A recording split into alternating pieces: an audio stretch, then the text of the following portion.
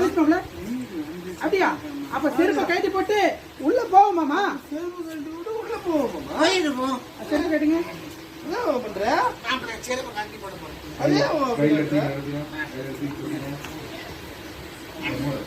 தவாய் போடுங்க. நான் எப்படி கழட்டுற மாதிரி ஆறுல பறக்குது. அது போட்டீங்க. திருப்பி போட்டீங்க.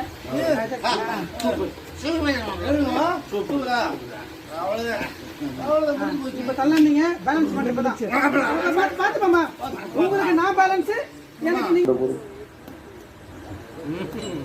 மாமா பாருங்க மாமா, இந்த மாதிரி நீங்க சாப்பிட்டுருக்க மாட்டீங்க மாமா.